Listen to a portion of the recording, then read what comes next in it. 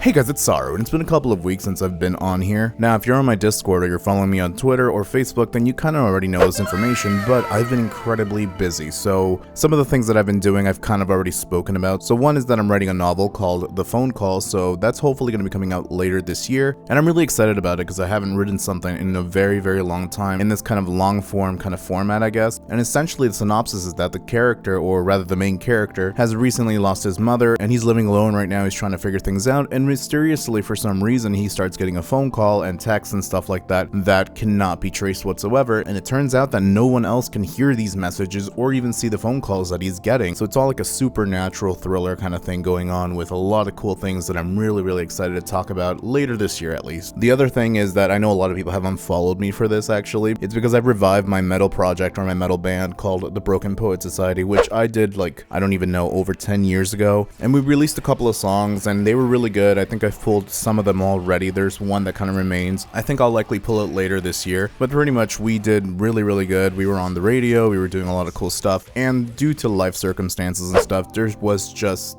an unexpected hiatus for 10 years, so I wasn't really expecting to getting back into that, but 10 years later exactly, like a new EP is done, so that means like, you know, a very small mini album, and it's a metal project that kind of infuses poetry with new metal, with gent, and a bit of a harsher kind of vocal style, I guess, that not a lot of people will really like. So we already have a release date for that, the marketing campaign and everything is already set up, so that's another thing that I've been working on. And lastly, I have mentioned just briefly here on my channel that I do work at a game studio called Challengers Games, and we're working on a game called Second Wave. So that game, which you can see in the background here a little bit, is a first-person and third-person shooter game. A lot of it is anime inspired, I would say, and we're kind of going for an anime kind of look and feel. There's a long, rich story for the game that we're really excited to share. So that's literally, I just have not had time to do anything, but you know, I've kind of tackled these tasks already, and I'm really happy. I feel fulfilled, and so now I'm able to kind of go on YouTube. So I feel like this video is probably long enough as it is. But anyways, I just wanted to say thank you to everybody that's been asking about, you know, where I am, what am I doing, did I die after playing Hogwarts? So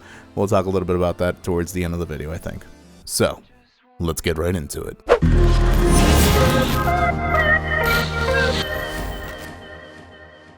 So in my last Throne and Liberty video, I think I talked about the publisher being NCSoft as a whole. What's really strange is that yes, this is going to be a globalized effort from NCSoft for them to be the publisher, but I was wrong at the end of the day. They are going to be partnering up with Amazon Games to publish the game in the West and certain other areas. I do find that kind of weird, but I'll give you guys my opinion afterwards, and let's just talk about what this says. So on the official website at AmazonGames.com, there is a whole big ass announcement about Throne and Liberty, and it's saying that Amazon Games and NCSoft has announced an agreement, I guess, to publish Throne and Liberty in the West and Japan. Now the post isn't very long, but the article has a lot of information. One being that Amazon Games and NCSoft, you know, like I said, they brought an agreement, but it's not just that, right? They say that they're going to be doing this for North America, South America, Europe, and Japan.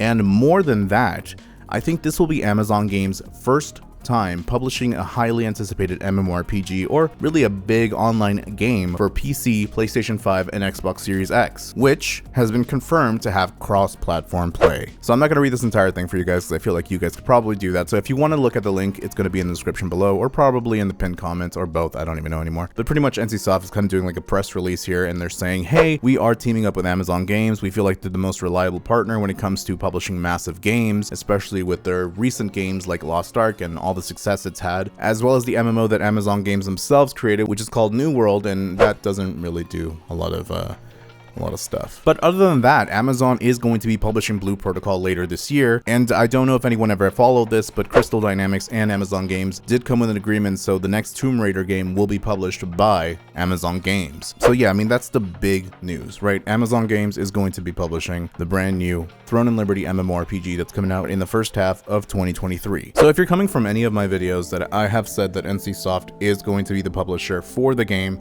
I was completely wrong. I do apologize for that. I will say in my opinion that Amazon Games is probably the best choice other than self-publishing with, you know, NCSoft, because quite frankly, they have the money. And when it comes to Twitch advertisement, when it comes to marketing in general, honestly, there literally is nobody like Amazon Games on that front. That's not to say that they don't have their faults. My concern is that this is so relatively brand new that even in the creator program over at Amazon Games, like if you're partnered with Amazon Games, even the staff did not know until like incredibly recently, like literally today, pretty much. So I'm not really sure if that was just like, hey, keep a hush hush and let's try to figure this thing out afterwards instead of preparing ahead of time. But regardless, I am a little worried about that because there is basically 4 months until Q2 is done, right? So that means the second quarter of the year, which apparently the game is going to be coming out in the first half of 2023. So I'm not necessarily sure how it's going to be when it comes to this game because quite frankly, there is a lot of stuff that has to happen before that, right? There's going to be testing, there is going to be translation, there's going to be all this stuff, which apparently, according to NCSoft, all they really needed for this game for it to launch, because it's practically ready right now, is localization and a publisher. I don't really know. I mean, hopefully things go well. Amazon Games is going to be publishing